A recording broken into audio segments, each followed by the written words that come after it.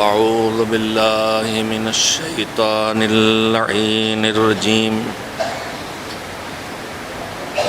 بسم الله الرحمن الرحيم. الحمد لله رب العالمين والعاقبة للمتقين والجنة للمؤمنين والنار للملحدين،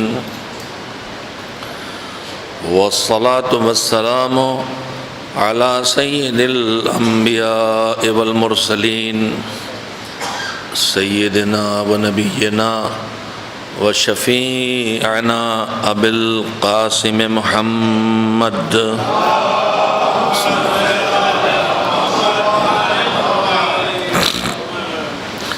وآله الطيبين الطاهرين المعصومين المظلومين، واللعنة الدائمة الباقية على أعدائهم أجمعين من الآن إلى يوم الدين. أما بعد، فقد ورد وروي عن الإمام الصادق علي جعفر بن محمد عليهم السلام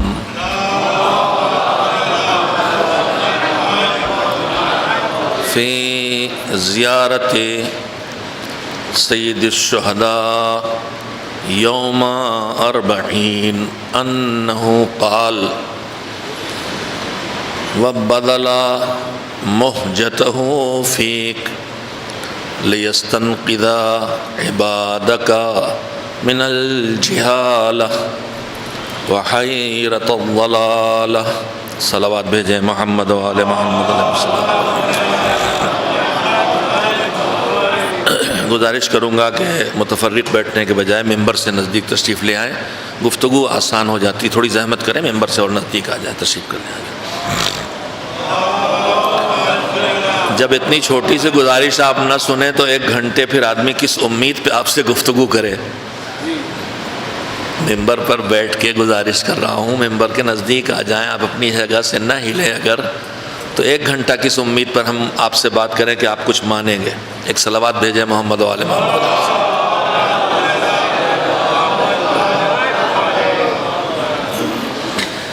ایک اور صلوات بھیجیے محمد و آل محمد علیہ السلام.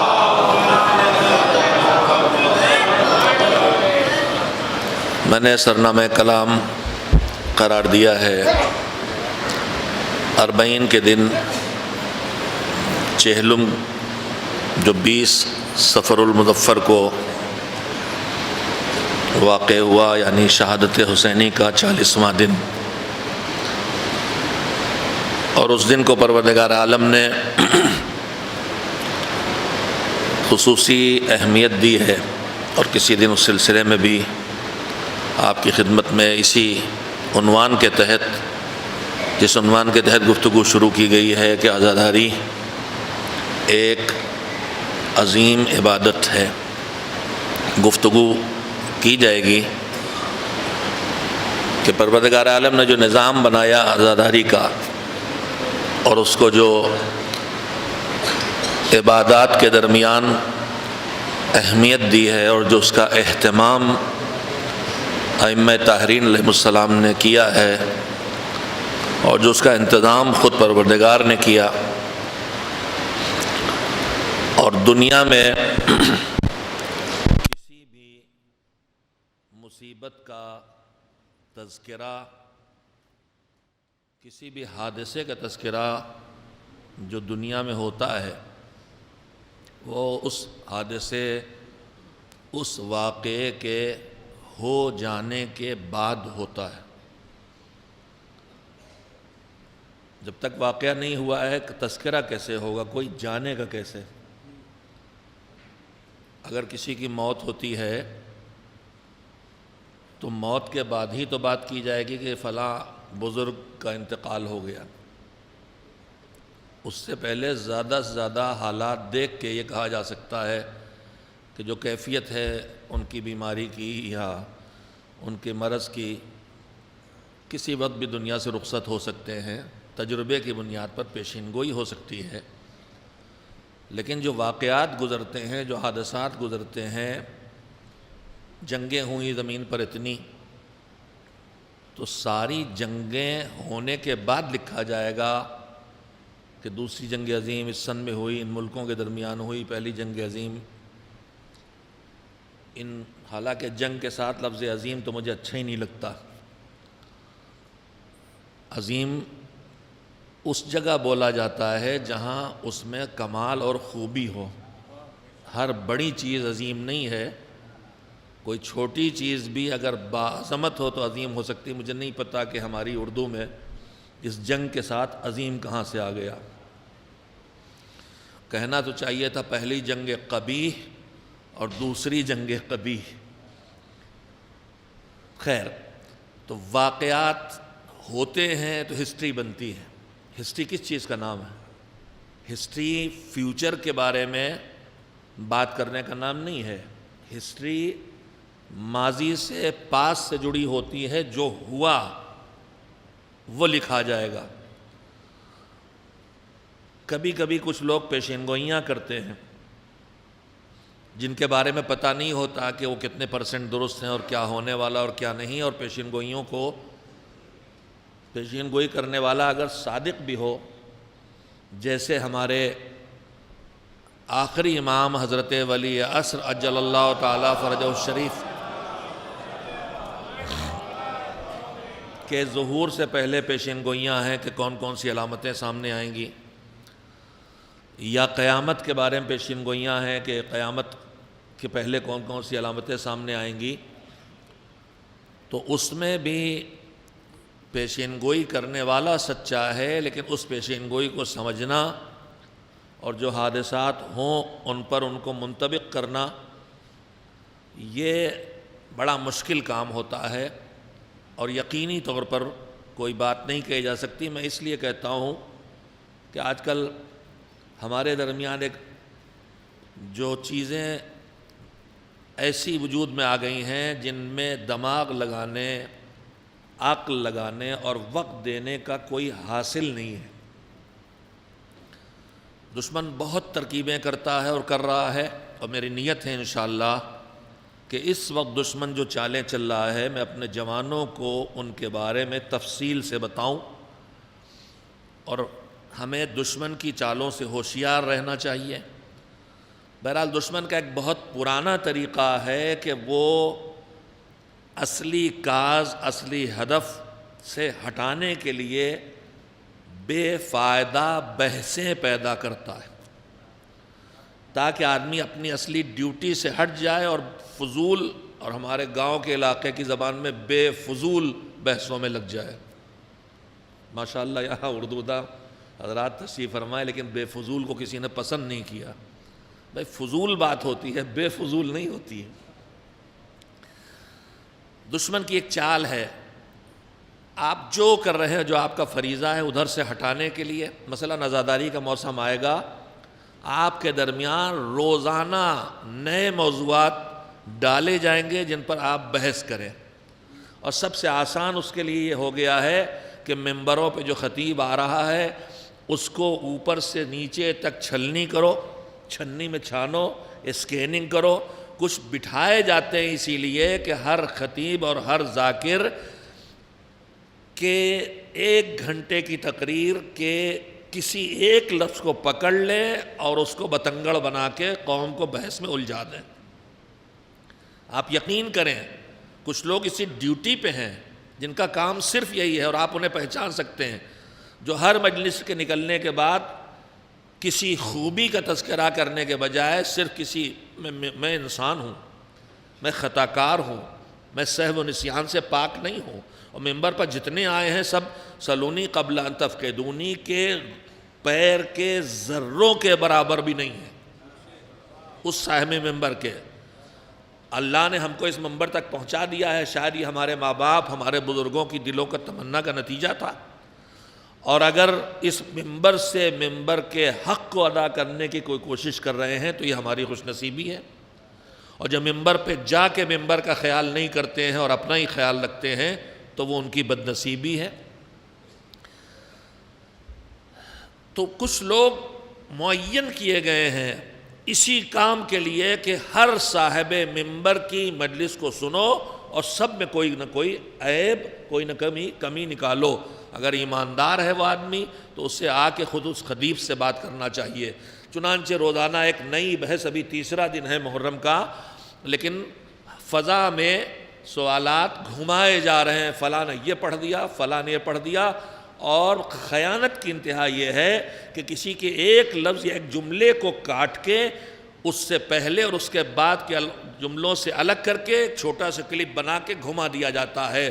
میں نہ کسی واقعے کی طرف اشارہ کر رہا ہوں، نہ کسی شخصیت کی طرف اشارہ کر رہا ہوں، میں ایک عام بات آپ کی خدمت میں عرض کر رہا ہوں کہ فتنوں میں سے ایک فتنہ یہی ہے کہ مسلسل جو بھی ممبر سے ہو رہا ہے اس کو بے اعتبار بناتے رہو، اس لیے کہ اس قوم کے پاس یہی مجلس بچی ہے، اور جب ہر ذاکر اور خطیب کی گفتگو میں کمیاں نکالو گے تو اس کے نتیجے میں یہ سب کے سب غیر معتبر ہو جائیں گے اور مجلس اس فائدے سے الگ ہو جائے گی جو مجلس کا ہدف ہے، اور وہ ہدف گریہ بر حسین کے ساتھ ساتھ کیا ہے؟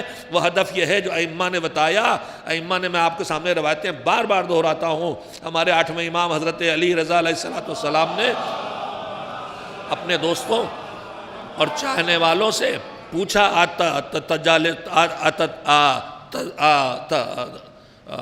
اتذکرون، کیا بیٹھتے ہو؟ تجلسون و تتحدثون، التزاورون، الگ الگ لفظ آئے ہیں۔ التزاورون یعنی ایک دوسرے کی ملاقات کے لیے جاتے ہو۔ اگر میں اصلی لفظ بول دوں تو آپ بھڑک جائیں گے۔ تزاور عربی کا لفظ ہے، لفظ زیارت سے بنا ہے۔ اگر میں ابھی کہہ دوں کہ آپ میری زیارت کریں تو آپ کہیں گے لو انہوں نے حسین ہونے کا دعویٰ کر دیا، جبکہ عربی میں لفظ زیارت سب کے لیے ہے۔ اور کبھی کبھی بزرگ علماء سے ہم آپ احترام میں کہتے ہیں ہم تو آپ کی زیارت کے لیے حاضر ہوئے ہیں۔ ہمارا کوئی لڑکا ہو سوچے گا زیارت تو اس طرح انگلی سیدھی کھڑی کر کے کربلا کی طرف، اچھا اب آ گیا نماز میں وہیں پہ بتا دیتا ہوں۔ جو دور سے زیارت پڑھی جاتی ہے، معصومین نے ہمیں سکھایا ہے، خاص کر کے سید الشہداء کے لیے، کہ جب بھی تمہیں حسین کا خیال آ جائے، جہاں قبر حسین جو کربلا میں ادھر رخ کرو اور قبر کی طرف اشارہ کر کے خالی کہو السلام علیکہ یا ابا عبداللہ، تمہیں وہی شرف حاصل ہو جائے گا جو تم قبر پہ جا کے ان کو سلام کرتے۔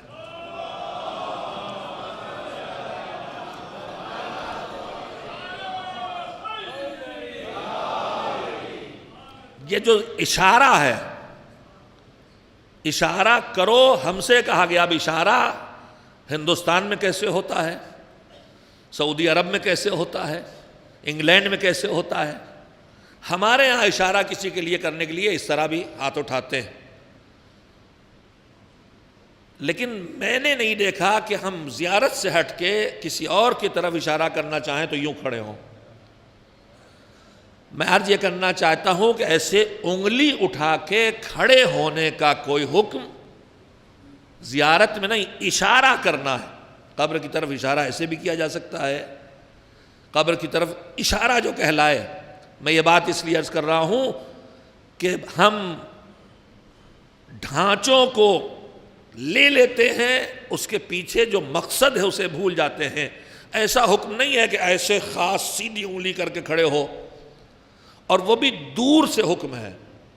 میں زیارتوں میں جب جاتا ہوں تو مجھے مومنین کے قافلوں ہی میں جاتا ہوں اور ملتے رہتے ہیں اور ان کی جو ممکن ہے خدمت کرتا رہتا ہوں۔ میں وہاں بھی دیکھتا ہوں کہ بالکل سامنے زری ہے، پھر بھی یوں انگلی اٹھائے ہوئے کھڑے ہیں۔ میں یہ بھی بتانا چاہتا ہوں کس طرح انگلی اٹھا کے کسی طرف اشارہ کرنا ہمارے ہندوستان میں رائج ہے، لیکن بعض عرب ملکوں میں اور شاید ایران میں بھی اس طرح کسی طرف انگلی اٹھانا اس کی توہین ہے۔ یورپ میں بھی ایسے ہی ہے۔ تو ہم سمجھتے ہیں ایسے انگلی اٹھانے کا کوئی حکم ہے، یہ حکم نہیں ہے۔ ہمیں اشارہ کرنا ہے، احترام کا مظاہرہ کرنا۔ ہم نے السلام علیکہ جیسے ہم آداب کرتے ہیں لکھنؤ میں ہاتھ اٹھا کے، یہ بھی اشارہ ہو گیا۔ سینے پہ ہاتھ رکھ لیا، ذرا سا سر جھکایا، اشارہ کیا، یہ کوئی شریعت میں نہیں آیا کچھ۔ یہ سب ہمارے سلیقے ایمانی پہ چھوڑا گیا ہے۔ تو میں یہ بتانا چاہتا تھا کہ اشارہ دور سے زیارت کرنے کے لیے ہے، اور وہ بھی قبر سید الشہداء کی زیارت کے لیے ہے۔ اور پھر ایک بات اور بتاؤں، جب قبر کی زیارت کے لیے میرے بچے بھی میری بات سنیں تو وہ بھی سمجھتے ہیں کہ جو ہمارے زمانے کا امام ہے الحمدللہ وہ زندہ ہے، اور ہمیں نہیں پتا کہ اس وقت وہ کہاں ہے، ہو سکتا یہی ہو، کہاں ہے ہمیں نہیں پتا، کس مجلس کو انہوں نے اس وقت منتخب کیا ہے شرکت کے لیے، کس ملک میں کون سی مجلس ان کی نگاہ میں اس لائق ہے کہ اس میں شامل ہوں، یا خود مجلس برپا کر رہے ہیں، وہ سن رہے ہیں کہ مجلس پڑھ رہے ہیں یا کسی اور مصروفیت میں ہیں، کہاں ہمیں نہیں پتا، چونکہ ہمیں ان کا پتہ نہیں کہ وہ کہاں ہیں، اور چونکہ وہ خانہ کعبہ سے ظہور کریں گے، لہٰذا ہم کعبے کا رخ کر کے ان کو زیارت کرتے ہیں، ان کی زیارت کرتے ہیں، لیکن وہ کعبے میں معاذ اللہ زندہ ہے، دفن نہیں ہے، تو ہمیں حضرت ولی عصر کی زیارت میں انگلی اٹھا کے اشارہ نہیں کرنا ہے۔ ہمارے کلچر میں ان کے احترام کے لیے ہلکا سے سر کا جھکانا رائج ہے، جو احترام کا مظاہرہ ہے پیغمبر کے نام پر صلی اللہ علیہ وآلہ وسلم، سر کا جھکانا رائج ہے۔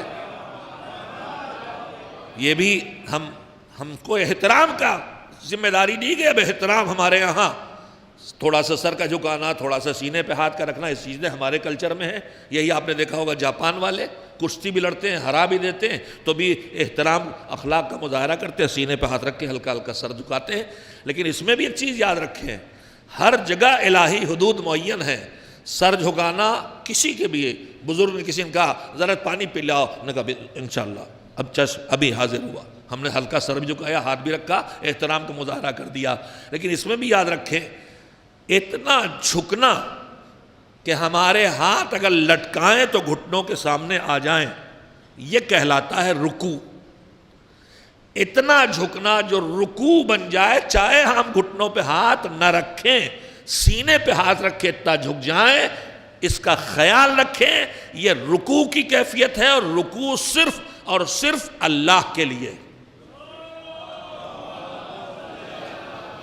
کبھی کبھی ہم نادانستہ طور پہ ہماری نیت نہیں ہوتی، اب اس میں کچھ نالائق بحثیں شروع کر دیں گے۔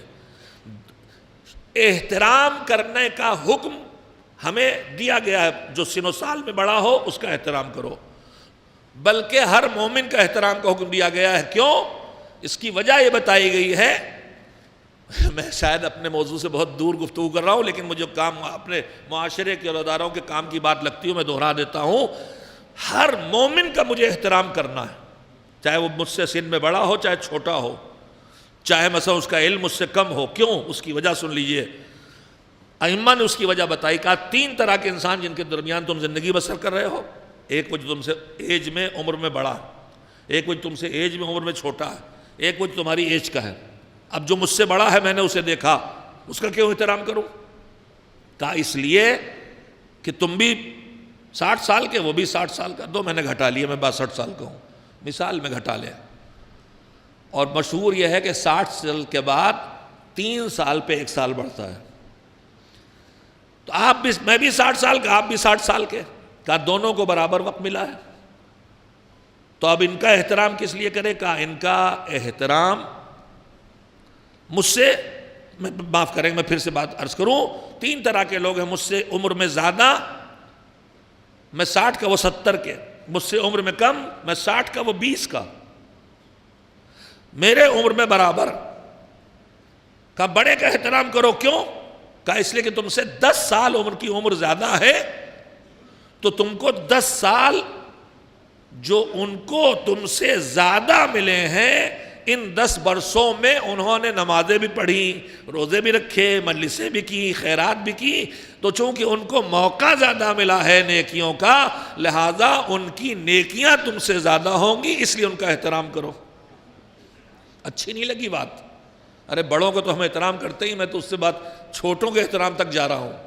کہا جو تم سے 10-20 سال چھوٹا ہے اس کا احترام کیوں کرو؟ میں 60 کا وہ 40 سال کا، مجھے 20 سال زیادہ ملے، میں نے 20 سال نمازیں پڑھی، اس نے تو نہیں پڑھی ابھی، مجھ سے 20 سال پیچھے ہے مجلسوں میں، نمازوں میں، روزے میں۔ کہا تم سے ایک چیز میں پیچھے ہے تو ایک چیز میں آگے ہے، وہ کیا ہے؟ کہا اسے 20 سال تم سے چھوٹا ہے تو اسے 20 سال نیکیوں کا موقع نہیں ملا ہے، اور تم 20 سال بڑے ہو تو تمہیں 20 سال نیکیوں کا جہاں موقع ملا ہے وہاں 20 سال گناہوں کا موقع بھی تو ملا ہے۔ وہ تم سے 20 سال چھوٹا ہے تو اس کے گناہ تم سے کم ہیں، اس لیے اس کا احترام کرو۔ تو جو مجھ سے بڑا ہے اس کو نیکیوں کا موقع زیادہ ملا، اس لیے میرا محترم ہے۔ جو مجھ سے چھوٹا ہے اسے گناہ کا چانس کم ملا، اس لیے وہ مجھ سے بہتر ہے۔ اب جو میرا برابر ہے، کیوں؟ کہا اس لیے کہ تم دونوں کو نیکی کا موقع بھی برابر ملا، گناہ کا موقع بھی برابر ملا، مگر تم اپنے گناہوں کو جانتے ہو جو تم نے کیے ہیں، تم ان کے گناہوں کو نہیں جانتے ہو، اس لیے وہ تم سے بہتر ہو سکتا ہے، اس لیے اس کا بھی احترام کرو۔ تو مذہب میں احترام کا حکم تو ہر جگہ دیا گیا ہے، البتہ ہم کہیں کہیں بیجا احترام کرتے ہیں۔ اب اس وقت اس بحث میں نہیں جاؤں گا ورنہ اصل موضوع سے بہت دور چلا جاؤں گا، لیکن احترام چھوٹے کا، بڑے کا، سب کا احترام، اس کے بعد پھر احترام کے اسباب شروع ہوتے ہیں۔ احترام کے اسباب میں تقویٰ ہے جو قرآن کا بنایا ہوا معیار ہے کہ تم سے بہتر جو تم سے تقوی میں زیادہ وہ تم سے زیادہ محترم۔ علم احترام کا معیار ہے کہ جو زیادہ علم والا وہ زیادہ محترم، جو ایمان میں پکا ہے وہ زیادہ محترم، جو جہاد میں آگے ہے وہ زیادہ محترم۔ اس کے بعد کردار، صفات، خوبیاں جس میں زیادہ ہے وہ محترم ہے۔ احترام ہے، اور جتنے اسباب احترام بڑھتے جائیں گے احترام بڑھتا جائے گا۔ اگر ہمارا کوئی بزرگ ہے، سن و سال میں بھی بڑے ہیں، علم میں بھی بہت اوپر ہیں، تقوی میں بھی بہت آگے ہیں، خدمت خلق میں بہت آگے ہیں، جیسے ہمارے مراجع اور فقہا ہیں، وہ ہر چیز میں ہم سے بہت آگے ہیں، تو پھر وہ ہمارے لیے بہت محترم ہیں۔ لیکن کتنا ہی لائق احترام کوئی ہو، ان فقہا اور ان مراجع اور ان علماء کے بعد ہمارے ائمہ ہیں، ان کے اصحاب ہیں، ان کے کنبے کے لوگ ہیں، پھر خود ائمہ طاہرین اہل بیت علیہ السلام ہیں، پیغمبر گرامی حضرت محمد مصطفیٰ صلی اللہ علیہ وآلہ وسلم ہیں۔ ہمیں ان کا بھی احترام و تعظیم کرنا ہے۔ ان سے وابستہ چیزیں ہیں، ان کی قبریں ہیں، ان کے گھر کے دروازے ہیں، ان کے روضے کی چوکھٹیں ہیں، یہ ساری چیزیں محترم ہیں ان سے منسوب ہونے کی وجہ سے۔ اور یہ جو ان کا دروازہ، ان کے زری پہ جو ہے، ان کی زری جس کے اندر اس کی قبر ہے، یہ سب محترم ہے، ان سے منسوب ہے، اس لیے محترم ہے۔ مگر میرے عزیزو، ہمیں احترام کرنا ہے، مگر اللہ نے تعظیم و احترام کی ایک حد معین کی ہے کہ بندوں کی دنیا میں چاہے وہ کتنے ہی باکمال بندے کیوں نہ ہو، احترام کی ایک حد ہے۔ اللہ نے 2 طریقے جو اظہار احترام اور اظہار تعظیم کے ہیں وہ اپنے ساتھ مخصوص رکھے ہیں۔ ایک طریقے کا نام ہے رکوع اور ایک طریقے کا نام ہے سجدہ۔ شدت احترام میں آدمی سر خاک پہ رکھ دیتا ہے، جھک جاتا ہے، مگر یہ 2 چیزیں اللہ نے کہا کہ یہ بس خدا کے لیے۔ یہ دلیل دی جاتی ہے کہ آدم کو سجدہ کرایا، سجدہ اللہ کے لیے تھا، آدم کی طرف تھا، آدم کے لیے نہیں تھا۔ کسی کے لیے سجدہ ہونا اور ہے۔ تو سجدے کی، میں خیر میں اس بحث میں نہیں جانا چاہتا، بلا وجہ میں نے جملہ چھیڑ دیا اور کل سے اسی میں بحث شروع ہو جائیں گی۔ اب میں واپس کیسے لوں، ورنہ پارلیمنٹ میں لکھا جاتا ہے کہ یہ سرکاری زبان سے ریکارڈ سے ہٹا دیا جائے۔ میں بحثیں نہیں چھیڑنا چاہتا، لیکن میں اپنے جوانوں کو جو بالکل صاف ستھرے دماغ کے ہیں اور بحثوں میں الجھے نہیں ہوئے ہیں ان سے کہنا چاہتا ہوں کہ شدت احترام و تعظیم کی 2 حدیں ہیں جو اللہ نے اپنے لیے مخصوص رکھی ہیں، لہذا خیال رکھو۔ حضرت ولی عصر عجل اللہ تعالیٰ فرجہ الشریف کا جب تذکرہ کرتے ہو، ہم احترام میں سینے پہ ہاتھ رکھتے ہیں، ہم احترام میں سر جھکاتے ہیں، یہ ہمارے کلچر میں احترام اظہار کا طریقہ ہے، یہ ہمیں کرنا چاہیے۔ اس لیے کہ اللہ نے احترام اور تعظیم کا حکم دیا، طریقہ نہیں بتایا، مگر اس نے منع کر دیا کہ احترام کرو، تعظیم کرو، مگر اللہ کے علاوہ نہ رکوع کسی کا کیا جا سکتا ہے، نہ کسی کے لیے سجدہ کیا جا سکتا ہے۔ میرے عزیزوں، میں نے بات نکلتی گئی، میں نے کہا تھا کہ اس وقت مسلسل ایک طریقہ کار دشمن نے لگایا ہے بیجا بحثیں پیدا کرنے کا، اور بیجا بحثوں میں الجھا کے وہ ہمیں اپنے ہدف سے ہٹا دینا چاہتا ہے۔ اس لیے روزانہ صبح جب آپ کی آنکھ کھلے گی تو واٹس ایپ پر آپ کو ایسے جھگڑے کی چیزیں، ہر ذوق کے لیے، جو شاعری کا ذوق رکھتا ہے وہ شاعری میں کوئی، ہمارے ہاں گاؤں کی زبان کہتے ہیں پھشکی چھوڑ دیں گے، ہمارے یہاں جو چغلخور کی قسم کی بیویاں ہوتی تھیں، ادھر گئیں ادھر آگ لگائی ادھر لو لگائی، ان کا نام ہی ہوا کرتا تھا بی پھشکی. مجھے نہیں پتا پھشکی کا مطلب کیا ہے، مقامی لفظ ہے، لیکن جو کچھ لوگ ہوتے ہیں جن کا کام بس چپکے سے چنگاری ڈالنا، آگ لگانا، کنارے کھڑے ہو جانا، پھر اب یہ معاشرہ جلے ہم کھڑے ہو کے خوش ہو کہ ہم نے اپنوں کے گھروں میں آگ لگا دی. ایک بحث شاعر کسی شعر پہ کھڑی ہو کر دی جائے گی، ایک بحث سیاست کی کھڑی کر دی جائے گی، ایک بحث مثلاً آ جائے گی جناب موسیٰ کی والدہ کا نام کیا تھا. تو بیجا بحثوں میں الجھا کے ہمیں اصل کاز سے ہٹایا جاتا ہے. میں آپ سے سب سے کہوں گا، ایام عزا ہمارے سدھار کے دن ہیں، ایام عزا ہماری نیکیوں کے بڑھانے کا دن ہے، ایام عزا ہمارے گناہوں کو مٹانے کے دن ہے، ایام عزا پیغام اہل بیت کو پہنچانے کے دن ہے، ایام عزا نام حسین کو بلند کرنے کے دن ہے، ایام عزا ان تک حسین کو پہنچانے کے دن ہے جن جو حسین تک نہیں پہنچے ہیں. دشمن چاہتا ہے تم اس سے ہٹ جاؤ، لہذا بیجا بحثیں کھڑی کرتا ہے، بیجا الجھنیں کھڑی کرتا ہے، بیجا سوالات کھڑے کرتا ہے، بیجا جھگڑے کھڑے کرتا ہے. ان بحثوں سے خود کو باہر نکالو اور ایک ہدف پہ لگ جاؤ، جو مجلس کا ہدف، جو عزا کا ہدف، جو عزاداری کا ہدف. اور وہ ہدف کیا ہے؟ وہ ہدف یہ ہے کہ ہمیں حسین کا پیغام پہنچانا ہے، جس پیغام کو کربلا سے شام تک اور شام سے مدینے تک پہنچانے کا کام زینب کبریٰ نے کیا تھا. ہمیں وہ کام کرنا ہے. اس سے ہٹانے کے لیے بحثیں چڑھی جا رہی ہیں. میں نے بھی آپ کی خدمت میں ایک جملہ کہا کہ عزاداری کے دن وہ عزاداری کے دن ہیں کہ جن میں ہمارے لیے اپنے گناہوں کی بخشش کے دن ہیں، اپنے نیکیوں کی قبول کرانے کے دن ہیں. جو نیکیاں چھوٹ رہی ہیں ان کے انجام دینے کی طاقت ان دنوں میں پیدا ہوتی ہے. آپ مجلس میں آتے ہیں، عام دنوں میں کیوں نہیں ہوتے اتنے نمازی مسجد میں؟ ایام عزا میں نمازیوں کا بڑھنا بتاتا ہے کہ عام حالات میں شاید جو تھوڑا بے توجہ بھی تھا، فرش عزا اور مجلس عزا کے جذابیت نے اسے کھینچ کے مصلی تک بھی پہنچا دیا ہے. ہمارے اندر خیر کا جذبہ بڑھ جاتا ہے. ہمارے دل جب نرم ہوتے ہیں ذکر مصائب سے اور نورانی ہوتے ہیں ان کی سیرت کے تذکروں سے، ان کے فضائل کے تذکروں سے، تو اس کے اندر ہمارے اندر صلاحیتیں بڑھ جاتی. دشمن اس لیے پیچھے پڑ جاتا ہے، خاص کر کے کیسے بگاڑیں، کیسے لڑائیں، کیسے بحثوں میں الجھائیں. لہذا بیجا بحثوں میں نہ جائیے گا. اب بات آ گئی تو میں آپ کے سامنے اسی عزاداری کے لیے میں گفتگو کر رہا ہوں کہ عزاداری ایک اہم عبادت ہے. یہ کس کوالٹی کی عبادت ہے ذرا محسوس کریں. عبادتوں میں درمیان بے شمار کام ہیں جو عبادت ہیں. خالی نماز، روزہ، حج و زکوٰۃ، تلاوت قرآن اور مجلس ماتم ہی عبادت نہیں ہے. بے شمار کام ہیں جو عبادت ہیں. بلکہ اللہ نے اتنی گنجائش رکھی ہے کہ اگر ہم اس کو یاد رکھ کے زندگی بسر کریں اور اس کے احکام کا خیال رکھ کے زندگی بسر کریں تو کام خالص ہمارے ذاتی ہوں گے مگر عبادت اس کی بن جائے گی. یہ بتائیے، میں آپ سے ہاتھ ملاتا ہوں تو اس ہاتھ ملانے میں کیا ہوتا ہے؟ آپ کی محبت میرے دل میں تھوڑی بڑھتی ہے، میرا احترام آپ کے دل میں بڑھتا ہے. مصافحہ یہی تو ہے، گلے ملنا، مصافحہ کرنا، ایک دوسرے کو تحفہ دینا ایک دوسرے سے قریب لاتا ہے.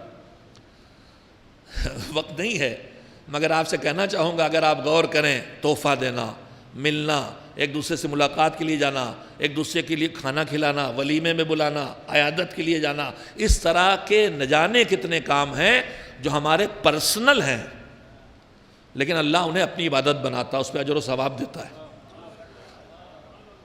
اور اس کے مقابلے میں دیکھیں بہت سی چیزیں اس نے مکروہ کی ہیں. یہ مستحب ہے، مکروہ کی.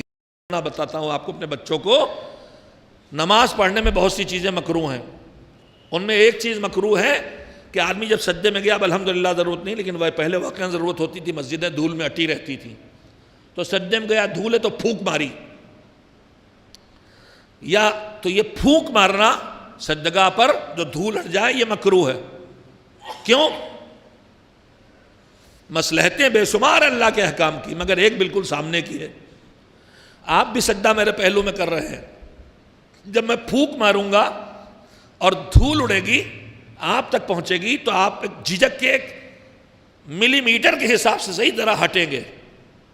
میں مکروہ ہے مسجد میں کچی پیاز، کچا لہسن کھا کے، یعنی کوئی ایسی چیز کھا کے آنا جس سے میرے منہ سے بدبو آئے. آپ مجھ سے بات کریں مسجد میں آپ کے پہلو میں نماز پڑھ رہا ہوں, اگر میرے منہ سے بدبو آئے گی آپ کو اذیت بھی پہنچے گی, آپ تھوڑا کھسکیں گے. تو شریعت توجہ دے. اگر تو ایک بہت قیمتی بات کہنا چاہتا ہوں, ہدیہ مستحب, معانقہ مستحب, مصافحہ مستحب, عیادت مستحب, پھونک مارنا زمین پر مکروہ, بدبودار منہ لے کے آنا مکروہ, اور ایسے جتنے. اگر آپ غور کریں گے تو ہر وہ کام جو بندے کو بندے سے قریب لاتا ہے اللہ مستحب بنا دیتا ہے.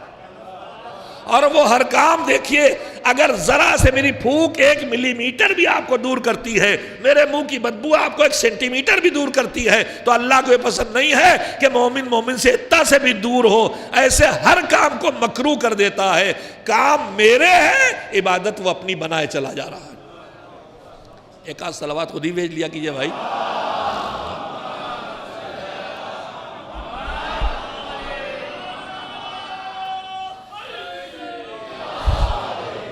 اللہ نے گنجائش رکھی ہے عبادت بنانے کی. ہم اپنی زندگی کے سارے کاموں کو عبادت بنا سکتے ہیں. میرا گفتگو کا موضوع کیا ہے, کسی کو یاد ہے؟ عزاداری عظیم عبادت ہے. اب میں ایک لفظ تھوڑا اور بڑھائے دیتا ہوں, پڑھ رہا ہوں اس سلسلے میں اور مطالعہ بھی کر رہا ہوں. اب کہتا ہوں عزاداری عظیم ترین عبادت ہے, اور آگے گفتگو اس سے پہ ہوگی انشاءاللہ. خالی عبادت ہونا نہیں ثابت کرنا مجھے, خالی عظیم نہیں عظیم ترین عبادت ہے انشاءاللہ. آپ کی خدمت میں اس بات کو عرض کروں گا. تو میں عرض کر رہا تھا کہ پوری زندگی کے ہر کام کو ہم عبادت بنا سکتے ہیں, صرف ایک عادت ڈالیں اللہ کو یاد رکھنے کی. پیغمبر خدا حضرت محمد مصطفیٰ صلی اللہ علیہ وآلہ وسلم سے ایک واقعہ سیرت کی کتابوں میں منسوب لکھا ہوا ہے. جناب ابو ذر سے پیغمبر نے حضور نے گفتگو کرتے ہوئے کہا کہ اے ابو ذر, اگر ہو سکے تو ایک کام کرو. ابھی آگے کی روایت سنانے سے پہلے آپ سے کہنا چاہتا ہوں, یہ جو پیغمبر نے فرمایا اگر ہو سکے, اس کا کیا مطلب ہے؟ کس سے کہا؟ جناب ابو ذر سے. ابو ذر کون ہیں؟ ایمان کے 9 درجے والے. ہم تو ایمان کے درجوں کے فہرست میں ہی نہیں آئے. 10 درجے ایمان کے, ان میں سے 9 والے وہ, ہم تو اس میں 1 والے میں بھی ہمارا نام نہیں ہے. وہ تو آخر میں جا کے منا اہل البیت میں چلے گئے. سلمان تو منا اہل البیت, ہم اہل بیت سے ہیں. ہم تو اس میں لگے ہیں. میں کسی دن اللہ نے موقع دیا تو سناؤں گا کہ خالی منا اہل البیت, ہم اہل بیت سے ہیں, یہی نہیں کہا ہے پیغمبر نے اور ائمہ نے. یہ بھی کہا لیسا منا. جیسے بتایا یہ ہم سے ہیں, ویسے یہ بھی بتایا کہ کون کون ہم سے نہیں ہیں. تو ہم تو اسی میں لگے رہتے ہیں کہ لیسا منا والی لسٹ میں ہمارا نام نہ جائے, منا تک پہنچے چاہے نہ پہنچے. تو ابو ذر 9 درجے پر ایمان کے, جو ایمان کے 9 درجے پر ہے, اس سے پیغمبر کہہ رہے ہیں اگر ہو سکے. اس کا کیا مطلب ہوا؟ اس کا مطلب یہ ہوا کہ ہے مشکل کام. ابو ذر جیسے سے بھی کہا جا رہا اگر ہو سکے, مگر اس کے ساتھ پیغمبر کے کہنا کہ اگر ہو سکے یہ بھی بتا رہا کہ ناممکن نہیں ہے. مشکل ہے, ناممکن نہیں ہے. اب آگے سنیے, کہا اے ابو ذر اگر ہو سکے. اچھا پھر رک جائیے, ہم آپ جو کھانا کھاتے ہیں کیوں کھاتے ہیں؟ کہا بھائی بھوک لگتی, بھوک مٹانے کے لیے کھاتے ہیں, مگر ہمیشہ بھوک مٹانے کے لیے نہیں کھاتے, کبھی مزے کے لیے کھاتے ہیں. کہا آئیے آئیے کھانا, کہ نہیں کھا کیا ہے؟ ارے دیکھیے تو زبردست قسم کی نہاری. اچھا لیجئے. اور یہ صاحب جو کھا کے آئے تھے اس سے زیادہ کھا لیا. کبھی ہم کسی کا دل رکھنے کے لیے کھاتے ہیں, بھوک بالکل نہیں لگی لیکن دوست کہہ رہا کھا لو کھا لو کھا لو, اب ہم نہیں کھاتے, اس کا دل ٹوٹ جائے گا اس لیے کھا لیا.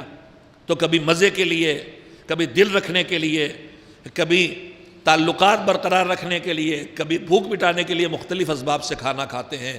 آج تک کھانا کھانے کے پیچھے ہمارے دماغ میں کبھی وہ نیت اور ارادہ آیا جو اس روایت میں پیغمبر نے سنایا؟ ابھی میں آپ کو سناتا ہوں, اپنا حساب کیجئے گا. آج تک کبھی ہم نے اسے سوچا؟ بھوک کے لیے، زیادہ زیادہ کہیں گے جان بچانے کے لیے، زندہ رہنے کے لیے کھاتے ہیں ہم تو بس، ہیں ایسے لوگ بھی تو بس زندہ رہنے بھر کھاتے ہیں، نہ مزہ نہ تفریح کچھ نہیں، بس زندہ رہنے بھر کھا رہے. اسی لیے نا اب سنیے جناب ابو ذر سے پیغمبر نے کیا فرمایا، فرمایا اے ابو ذر اگر ہو سکے تو جب کھانا کھاؤ تو تم یہ نیت کرو. اب میں نیت کرو پہ رک جاتا ہوں. جیسے میں نیت کرو کہتا ہوں فوراً میرے دماغ میں آتا ہے کہ آدمی کھڑا ہوا ہے اور آنکھیں بند کی اور سوچ رہا ہے نماز پڑھتا ہوں 2 رکعت پیچھے اس پیش نماز کے طرف منہ کعبہ شریف کے، قربتاً الا اللہ. ہمارے ہاں الا اللہ کے بجائے الا اللہ بھی ہو جاتا ہے کبھی کبھی. لفظ عربی ذرا بدلے تو کتنا معنی بدل جاتے ہیں.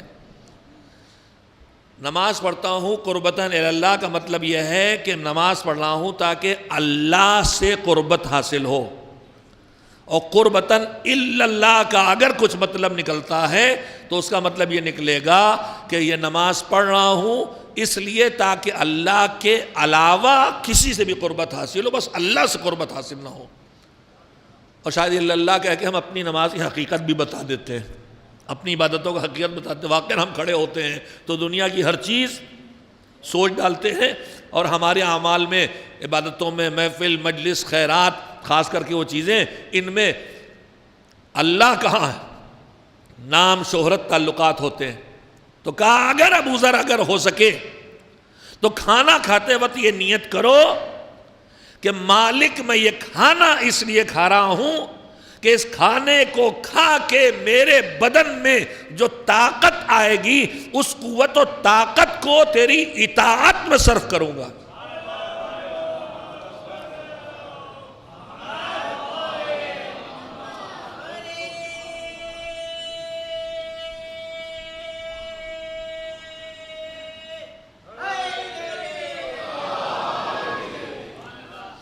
میں نے لفظ اطاعت بولا ہے، روایت میں لفظ عبادت ہے. تیری عبادت میں خرچ کروں گا. میں نے پہلے اطاعت کیوں کہہ دیا؟ اس لیے کہ ہمارے ہاں بہت سے الفاظ لپٹ کے رہ گئے ہیں بہت چھوٹے دائرے سے. ہم عبادت کہتے ہیں تو نماز، روزہ، حج، زکوٰۃ، خمس، جہاد، تلاوت قرآن، مجلس، ماتم، زیارت یہی سمجھ میں آتا ہے. مگر عبادت خالی انہی چند اچھے کاموں کا انجام دینے کا نام نہیں ہے. عبادت نام ہے. پھر دہراتا ہوں، سنیں میرے جوان، رٹیں، یاد رکھیں. عبادت نام ہے. حکم خدا کو پیش نظر رکھتے ہوئے کچھ ایسے کام کرنے کا جس سے اللہ کی رضا حاصل ہو. اگر یہ ارادہ ہے، اگر نیت عبادت اس کا نام ہے تو پھر ساری رات جاگ کے ہمیشہ نماز پڑھنا عبادت نہیں بنے گا. بستر پہ چادر تان کے سو جانا بھی عبادت بن جائے گا.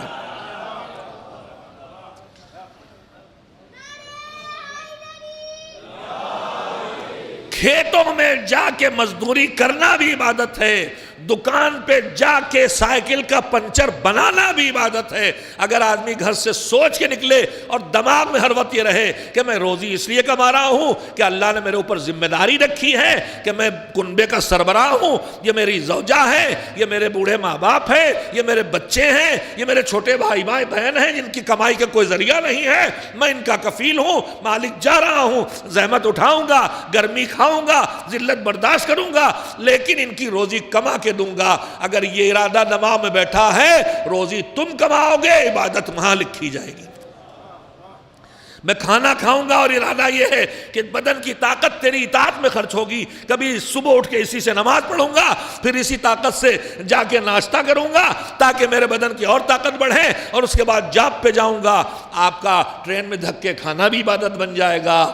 آپ کا ویٹنگ کرنے میں گھنٹوں بیٹھ کے انتظار کرنا بھی عبادت بن جائے گا. بس یہ ارادہ کرنے کی عادت ڈال لیں اور خدا کو یاد رکھنے کی عادت ڈال لیں. آپ کے انتہائی ذاتی کام ہوں گے اگر خدا کو یاد رکھیں گے تو عبادت بن جائیں گے. کہ اگر کوئی مومن پیار سے اپنے بچے کو بوسہ دیتا ہے تو اس کا یہ بوسہ دینا بھی عبادت بن جاتا ہے. میں نے کہا تھا مصافحہ، ہاتھ ملاتے ہیں ایک دوسرے سے قربت آتی ہے، مگر سنیے کیسی عبادت ہے. روایت کہتی ہے کہ اگر دو مومن ایک شرط لگائی اور ذرا ہے مشکل ٹائپ کی، کہا اگر ایک مومن دوسرے مومن سے ہاتھ ملائے مگر شرط یہ ہے کہ دل میں ایک دوسرے کے لیے کینہ نہ ہو. میں نے آپ سے ہاتھ ملایا اور آپ نے مجھ سے, میرے دل میں تو الحمدللہ میں یہاں کسی کے لیے کینہ ہے ہی نہیں, اس لیے کہ میں اکثر لوگوں کو پہچانتا ہی نہیں, اب مجھے کسی نے ستایا ہی نہیں ہے, مجھے تو محبت ملی, عزت ملی ہے, تو میرے دل میں تو کینہ نہیں, تو مجھے تو ملے گا ثواب انشاءاللہ.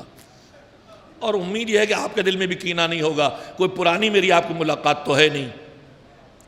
لیکن کہیں کہیں کسی سے تکلیف پہنچتی ہے اور کینہ دل میں آتا ہے تو مالک کی میں کیا کروں, مجھے کہنا پڑتا ہے بتانے کے اپنے جوانوں کو کہ دشمنی دل میں نفرت بیٹھنے لگتی ہے, مگر اگر وہ مومن ہے, اگر وہ شیعہ اثنا عشری ہے, اگر وہ علی والا ہے, تو روایت کہتی ہے کہ کسی کی دشمنی دل میں رکھ کے عبادت پروردگار کرو گے تو اللہ قبول نہیں کرے گا. پہلے مومن کے کینے سے دل صاف کرو, تب اس کی بارگاہ میں حاضری دو.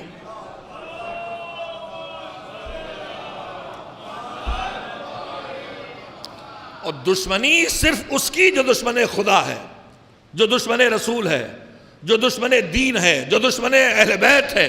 اور دشمنی کا مطلب گالم گلوچ نہیں ہے, کینے کا مطلب ان سے دوری ہے, ان کی اس برائی سے اپنے کو بچانا ہے, ان سے فاصلہ رکھنا ہے تاکہ وہ برائی ہماری طرف منتقل نہ ہو. ایک صلوات مل جل کے بھیج دیں محمد و آل محمد. صاف دلی کے ساتھ جب ایک دوسرے سے خالی ہاتھ ملاتا ہے, یہ بتائیے میں معصوم ہوں؟ نہیں. آپ ہیں؟ نہیں. ٹھیک ہے میں نماز پڑھانے کھڑا ہوتا ہوں, اللہ نے مجھے علم دین حاصل کرنے کی توفیق دی, تھوڑی سی چند ذرے میرے پاس ہیں,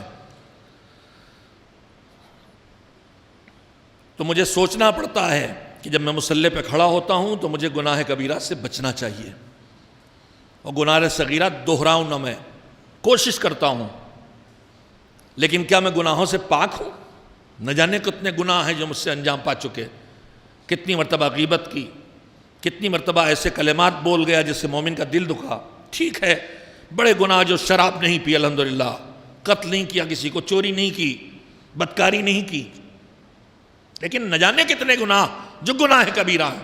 کبھی غیبت ہو گئی, کبھی چغلخوری ہو گئی, کبھی کسی کی بات کسی کو لگا دی, جھگڑا کرا دیا. یہ غلطیاں انسان سے ہوتی رہتی ہیں. تو گناہوں سے لدے ہم بھی ہیں اور گناہوں سے بچے آپ بھی نہیں. ایک بات. دوسری بات, بمبئی میں تیز ہوا چلتی ہے مگر جھکڑ کی ہوا نہیں چلتی. یہاں 3 موسم نہیں ہوتے. ہمارے آپ جن علاقوں سے ہم لوگ ہیں, چاہے گجرات ہو, چاہے یو پی بہار ہو, اور علاقے ہوں وہاں جہاں 3 موسم ہوتے ہیں, تیز سردی, تیز گرمی اور برسات. جب تیز سردی ختم ہونے لگتی ہے اور گرمی آنے لگتی ہے تو درخت کے پتے پیلے ہو جاتے ہیں اور پھر گرتے ہیں. تو آپ نے دیکھا ہوگا جب جھکڑ کی ہوا چلتی ہے ایسے تو 1-2 پتے ٹوٹ ٹوٹ گرتے ہیں, مگر جب جھکڑ چلتا ہے تو سارے پتے ٹوٹ ٹوٹ کے گر جاتے ہیں پتجھڑ میں. اب سنیے روایت کہ جب کوئی مومن سے ہاتھ ملاتا ہے اور دل صاف ہوتا, مثال میری نہیں ہے, مثال روایت میں ہے, معصوم کی مثال ہے, کہ جب مومن سے ہاتھ ملاتا ہے اور دل صاف ہوتا ہے تو جتنی دیر یہ ہاتھ ایک دوسرے سے چسپاں رہتے ہیں, دونوں کے وجود سے گناہ ایسے ٹوٹ ٹوٹ کے گرتے ہیں جیسے پتجھڑ کے پتے آندھیوں میں ٹوٹ ٹوٹ کے گرتے ہیں.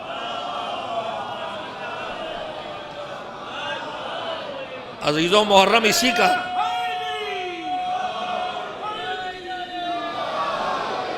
محرم اسی کا زمانہ ہے, محرم اسی کا زمانہ ہے. حسین ڈھونڈ ڈھونڈ کے لائے تھے, حسین پکڑ پکڑ کے لائے تھے.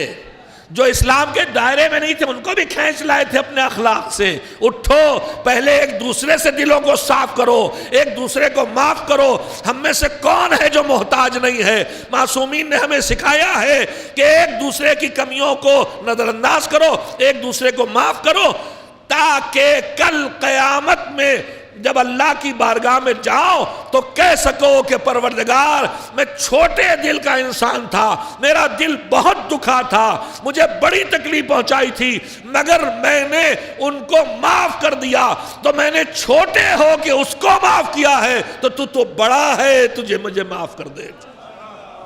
عزیزو تمہیں واسطہ حسین کا, واسطہ حر کا، واسطہ زہیر قین کا۔ زہیر قین جب آئے لشکر یزید کے سامنے گئے تو پورے لشکر کو حیرت ہوئی تھی، کہا زہیر تم حسین کے لشکر میں؟ کیوں؟ کہا انت کنت عثمانی، تم حسین کے لشکر میں کیسے پہنچ گئے؟ تم تو عثمانی تھے، وہاب ابن عبداللہ عیسائی تھے۔ چھوڑیے جس نے لجام فرس پہ ہاتھ ڈالا تھا، حسین اسے بھی کھینچ لائے۔ تو محرم آپس کی قدرتیں ختم کرنے کا زمانہ ہے، محرم میں محبتیں بڑھانے کا زمانہ ہے، محرم آپس میں ٹکرانے کا زمانہ نہیں ہے۔ اگر تم لڑے، تم لڑتے رہے، تم نے لڑائیاں نہ مٹائیں، تم نے کینے نہ ہٹائے، تو کربلا میں اکبر نے جو کلیجے پہ برچھی کھائی تھی، میرے جوانوں ایک دوسرے کو معاف کرو، ایک دوسرے سے ملو، جھگڑے ختم کرو، دشمن ہمیں بانٹ رہا ہے، کوئی افغانی، کوئی ملنگ، کوئی وہابی، ہمیں ٹکڑوں میں تقسیم کر دیا ہے۔ ہم سب کربلائی ہیں، ہم سب حسینی ہیں، ہم سب جون کے غلام ہیں۔ جس نے کہا تھا مولا مجھے مرنے کی اجازت نہیں دیتے، آپ چاہتے ہیں کہ میرا کالا خون آپ کے خون میں شامل نہ ہو؟ جذبہ لے کے اٹھو، معاف کرنے کا جذبہ لے کے اٹھو۔ آج 3 محرم ہے، وقت ختم ہو رہا ہے۔ یاد کرو حر کون تھا، جس نے حسین کے ساتھ کیا کیا تھا؟ پہلے تو راستہ روکا، اس کے بعد حسین نے جب جانا چاہا تو جانے نہیں دیا، اس کے بعد جب حسین بڑھنے لگے تو وہ کام کیا جو حسین کے لیے اہانت تھا، حسین کے گھوڑے پہ ہاتھ ڈال دیا۔ اور اس کے بعد کربلا میں جب فرات کے کنارے خیمے لگنے لگے تو کس نے روکا تھا؟ یہی حر اور حر کا رسالہ تھا۔ تو کربلا میں کون کھینچ کے لایا تھا؟ حر لائے تھے، حر لائے تھے۔ فرات سے دور خیمے کس نے لگوائے تھے؟ حر نے لگوائے تھے۔ ہم آپ بہت جلدی نفرتیں کرتے ہیں، مگر دیکھیے حسین کا کردار کیا ہے، حسین کا کردار کیا ہے؟ جس نے راستہ روکا، جس نے جانے نہ دیا، جس نے پانی بند کیا۔ حکم تھا ان کو پانی نہ ملنے پائے، ملعون ابن زیاد اور یزید کا۔ پہلے پانی کس نے روکا؟ اسی رسالہ حر نے روکا ہے، پانی روکا ہے۔ اتنی غلطیاں جس سے ہوئی ہیں، مگر اتنی غلطیاں کرنے والا جس لمحے شرمندہ ہوا تو دیکھیے آسمانوں میں کہاں حسین نے پہنچا دیا۔ جس نے وہی حر جس نے حسین کے گھوڑے کی لگام پکڑی تھی کہ آپ کو جانے نہیں دیں گے، اور حسین نے کہا تھا لقد سکلت امک، تیری ماں تیرے ماتم میں بیٹھے۔ حر اس وقت بھی اظہار عظمت سے نہ روک سکا، اپنے کو دشمن تھا، مگر یہ وہ خاندان ہے جو اقرار عظمت کرا لیتا ہے۔ کہا آپ بھرے مجمع میں میری ماں کا نام لے لیں، مگر میں آپ کے مادر گرامی کی تذکرہ نہیں کر سکتا۔ کہیں رمق باقی تھی، جو یہی رمق باقی تھی حر کو کھینچ کے لے آئی۔ حر شب عاشور تک لشکر یزید میں ہے، مگر صبح عاشور چہرے کا رنگ متغیر، بے چین ہے، کبھی ادھر کبھی ادھر اضطراب کے عالم میں چل پھر رہے ہیں۔ دوست قریبی ہے، دیکھا، کہا بے چین ہو تم، گھبرائے ہو تم، چھوٹا سے لشکر ہے، تھوڑے سے سپاہی ہیں، پیاسے ہیں، بھوکے، ان سے کیا ڈرنا؟ کہ میں موت سے نہیں ڈرا۔ کہ پھر کیا بات ہے؟ تو بعض خطبہ سے سنا ہے اور مسلسل سنا ہے، اور شاید کہیں پڑھا بھی ہے کہ حر نے ایک مرتبہ ہاتھ پکڑا اور تھوڑی دور لشکر سے لے گئے خیام حسینی کی طرف، اور ایک ٹیلے پہ لے جا کہا۔ دیکھیے آوازیں جب رات میں سناٹا پھیل جاتا ہے تو دور تک جاتی، اور دن میں جب شور ہوتا ہے تو آوازیں اتنی دور تک نہیں جاتی۔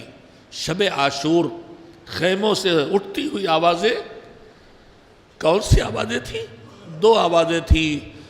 ایک ان کی آوازیں جنہوں نے ایک رات کی مہلت عبادت خدا کے لیے دی تھی، تکبیر کی آوازیں، تسبیح کی آوازیں، تلاوت قرآن کی آوازیں،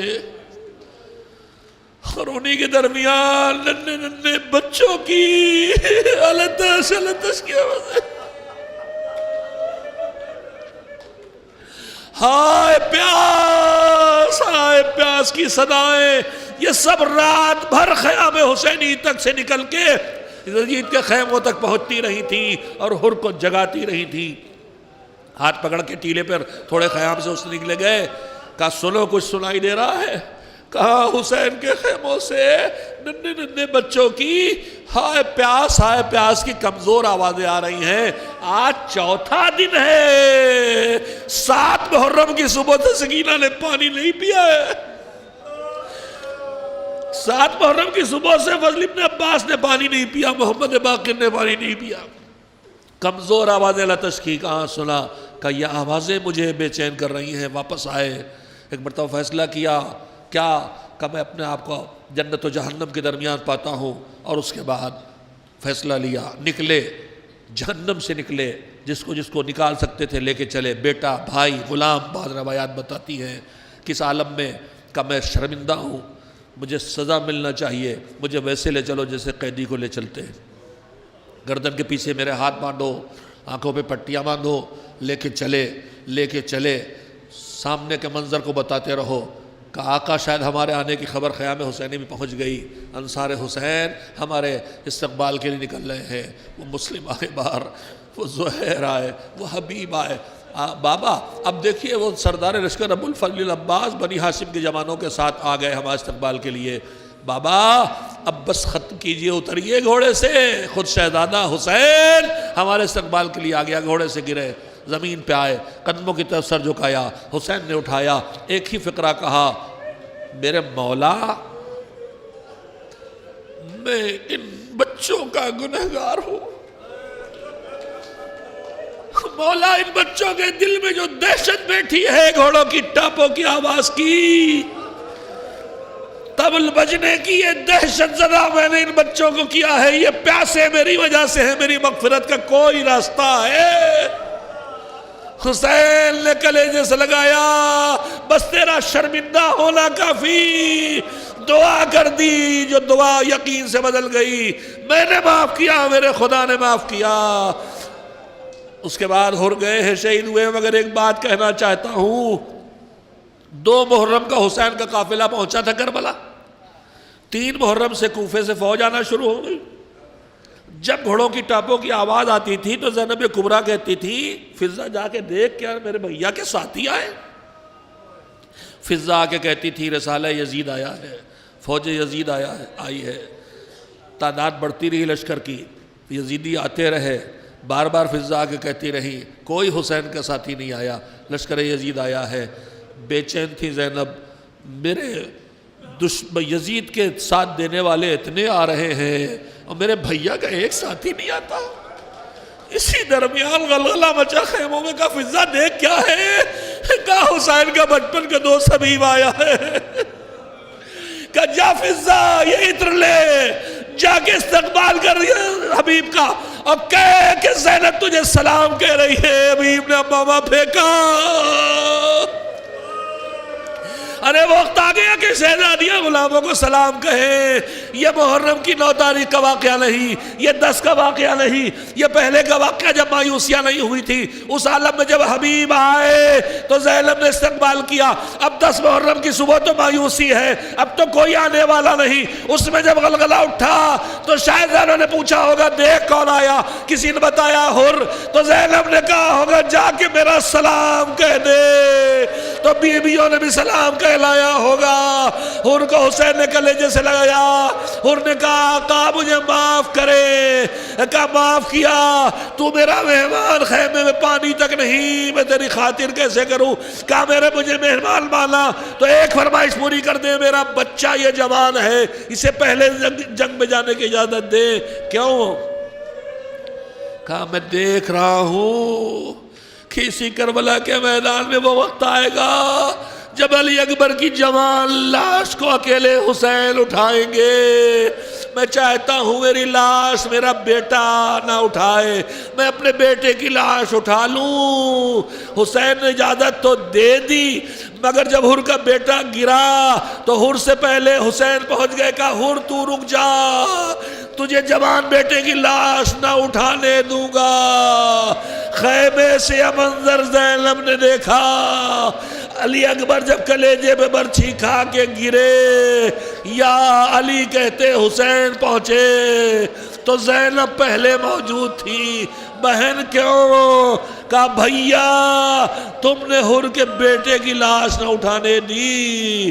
ارے تم اکیلے کیسے لاش اٹھاؤ گے؟ غیرت ہاشمی نے بازو پکڑا، خیموں میں پہنچایا، لاش اٹھائی تو بچوں کو مدد کے لیے بلایا. وَسَيَعْلَمُ الَّذِينَ ظَلَمُوا أَيَّ مُنْقَلَبٍ يَنْقَلِبُونَ. اللهم تقبل منا انك انت السميع العليم. ماتم حسین.